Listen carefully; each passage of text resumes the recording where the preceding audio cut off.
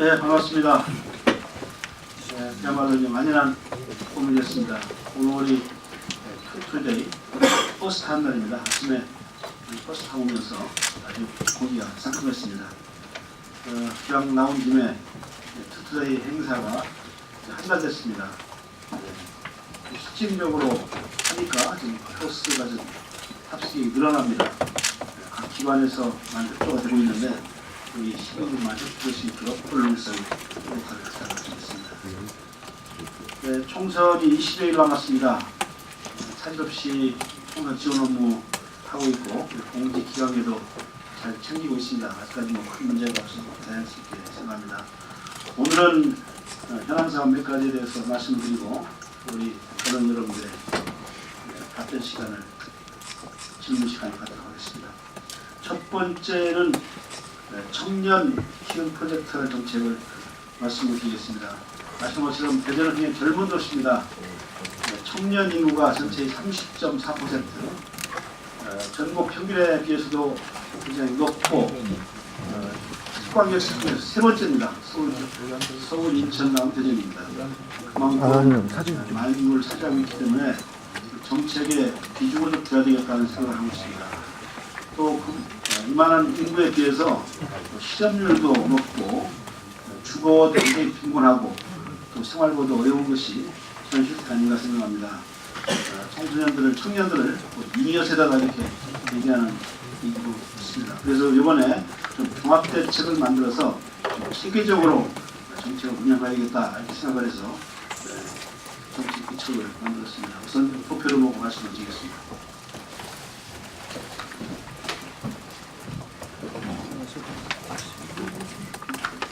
네, 제목은 대전형 청년 키움 프로젝트 이렇게 붙였습니다.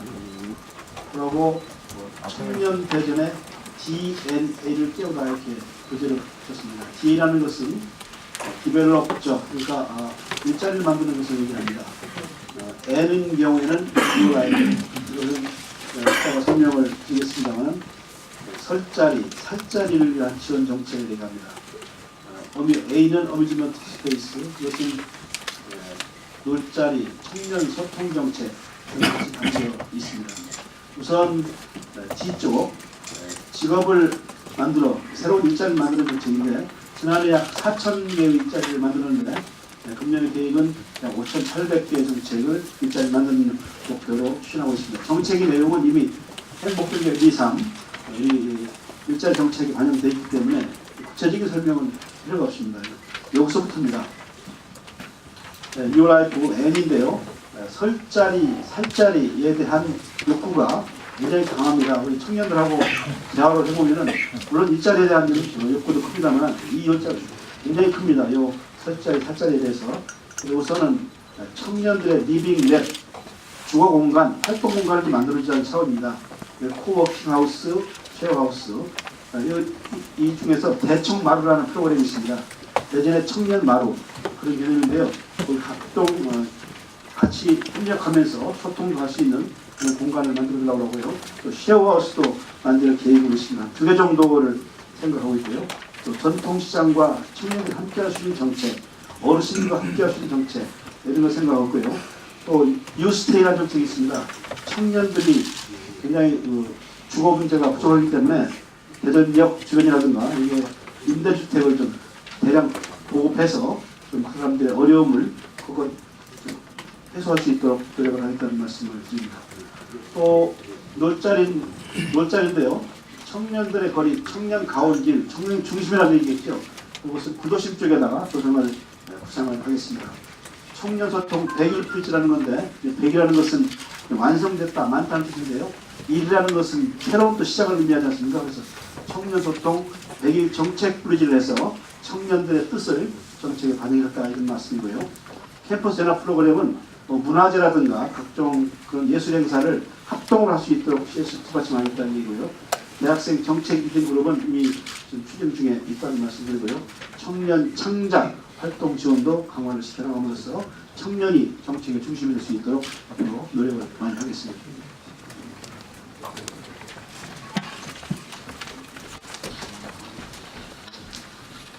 그 중에 하나 더 부연해서 설명을 드리면 전통시장을 활용한 청년 상인 창업 정책을 지원할 계획으로 있습니다. 이것은 몇 번 말씀을 드렸는데요. 우리는 생각하는 것이 태평시장과 유천시장입니다.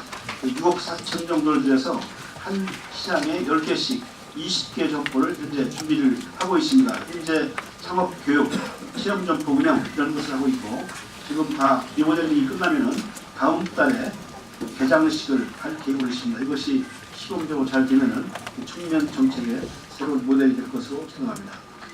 세 번째는 신재생 에너지 정책을 말씀드리겠습니다.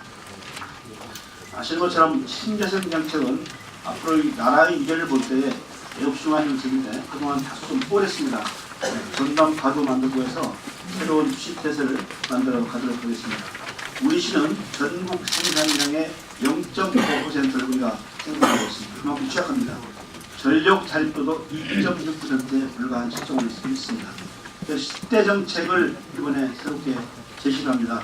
내용이 다 나와 있습니다. 첫째는 수소인프라 신뢰성 센터인데요. 이것은 표준연에서 제안해서 각 연구소와 함께 추진을 하고 있습니다.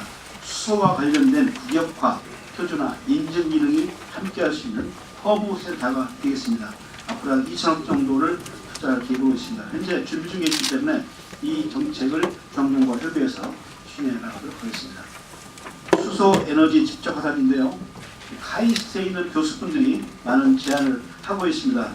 수소 에너지에 대해서 뛰어난 기술을 갖고 있다 이렇게 얘기를 하고 있어서 검증 절차를 밟고 있습니다. 대학이나 과학벨트 내에 그런 직접 화단지를 만들었으면 좋겠다 이렇게 생각하고 있습니다. 앞으로 15,000명 정도의 고용 창출력가 나타날 수 있도록 여러 가지 시설을 협의하게 하도록 하겠습니다. 수소 생산, 연료 전지, 전류 단지, 수소 연구소 이와 같은 집시적 시설이 되겠습니다. 세 번째는 수소 연료 전지 기반의 청정산업단지. 지금 평촌 하소가 수송 중에 있습니다. 여기에 연료 전지 발전 시설이 함께 배치가 될 수 있도록 협의를 진행하고 있고, 여기에는 충남 도시가스의 문제비 사업이 포함되도록 되어 있습니다. 또 에너지 자립마을 조성, 제로 카본 빌리지라는 건데요. 이것은 태양광, 태양열, 시열 2개 이상의 신재생 에너지를 융복합한 그런 시설이 되겠습니다. 도심과 좀 떨어진 그런 마을, 예를 들면 동구, 추동 이런 게 자연마을 5개 정도를 선정해서 200억 정도를 가지고 할 생각으로 있습니다. 에너지 공사는 장기적인 과제입니다. 서울시가 하고 있고 제주도 군대가 검토하고 있는데요. 앞으로 이 정책이 잘 되면은 공사도 가능하리라고 생각합니다. 그다음에 태양광 발전 활성화 사업인데 지금 전력 판매 가격이 많이 떨어져서 어려움을 겪고 있습니다. 보조금을 늘려가도록 그렇게 하겠습니다. 또 일반 주택의 태양광 발전 시설인데요. 11억에서 약 100만 원 정도를 보조해서 활성화시켜 나가도록 하겠습니다. 그리고 유부지를 활용한 태양광 발전 사업인데요. 북유성 지역에 있는 자전거 전용도로, 또 5월드 주차장, 쓰레기 매립장 이런 유부지에 태양광을 발전해서 하는 사업을 지금 민간 BOT 사업으로 추진하겠다는 말씀을 드립니다. 기타 여러 사업이 있겠습니다만 이런 하나하나 설명은 진행하도록 하겠습니다. 다음에 좀 빠르긴 합니다. 4월 1일부터 11일까지 9박 10일간 동유럽 회의 출장을 할 계획으로 있다는 것을 말씀드립니다. 이번에는 독일의 드레스덴, 체코의 브로모 MOU를 체결하도록 되어 있고, 컴바이트 페스티벌은 결연 20주년이 됐습니다. 20년 기념 사업을 할 계획으로 있습니다. 이 밖에도 과학자치 시찰, 트램 시찰을 계획하고 있다는 말씀드리고, 또 선거 중에 해서 이 언론인 여러분들이 다소 참여가 어려웠던 점도 있을 것으로 생각이 됩니다. 많은 성과를 낼 수 있는 축제를 볼 수 있도록 하겠다는 말씀을 드리겠습니다. 이상 말씀을 저는 마치고 다음 주에 선생님 질의하실 기 한번 질의해주세요.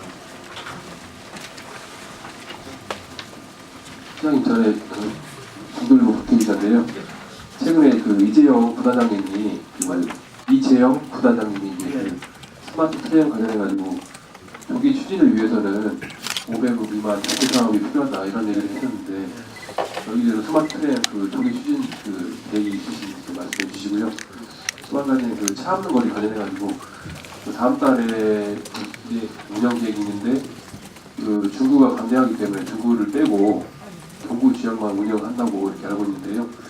또 5월 달에는 또 중구를 다시 포함시키고 이렇게 하려고 하는데 이럴 경우 시민들이 좀 혼란스러울 수도 있을 것 같은데 거기에 대한 뭐 지금 이런 것들 좀 말씀해 주십시오. 네, 스마트 트램은 배당초에 약속했던 대로 추진합니다. 다만 제가 몇 번 말씀드린 것처럼 좀 완공 시기를 좀 땡기겠다는 얘기였습니다. 그래서 2021년인데 2020년 상반기까지는 끝내볼까 하는 계획을 갖고 있고요. 현재는 기본 계획을 지금 위반하고 있지 않습니까?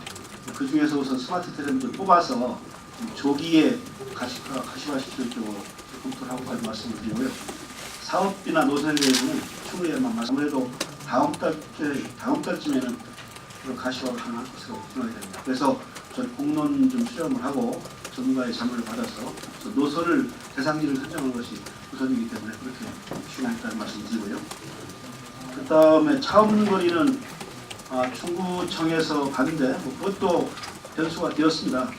그래서 이달 4월은 16일이 아마 세월호 주기하고 딱 맞아요. 그래서 이렇게 연기했습니다. 23일로 하는 걸로 했고 일단은 집중화시킬 필요가 있다. 선택화시 중이죠. 대전역에서부터 녹척교까지 하고 좀 새롭게 시도하겠다는 계획을 하고 있고 5월은 중구에서도 거리를 하고 있습니다. 그런 정리하던 방식대로 전 노선에서 전노선이니까 도청에서부터 역까지 1km, 1.2km 구간에 이렇게 할 계획으로 있다는 것을 말씀을 드리고 향후 일정에 대해서는 두 가지 행사를 종합평가해서 해당 기관과 협조해서 그렇게 하도록 하겠습니다. 이번 4월달 행사는 집중이 되는 만큼 집중에 따른 여러 가지 효과가 나타날 수 있도록 여러 가지 정책을 배려하고 또 상인 조직, 또 우리 관광회사, 또 코레일과 협의해서 좀 더 색다른 맛이 날 수 있도록 하겠다는 말씀을 드리고요. 이것이 중구와 갈등 관계로 이해하지 마시고 정책에 하다 보면은 그런 과정이 필요 있습니다. 여러 가지 검증을 거치고 수정을 거치면서 완성도를 높이는 거 아니겠습니까? 그런 식으로 이해하시면 좋을 것 같습니다.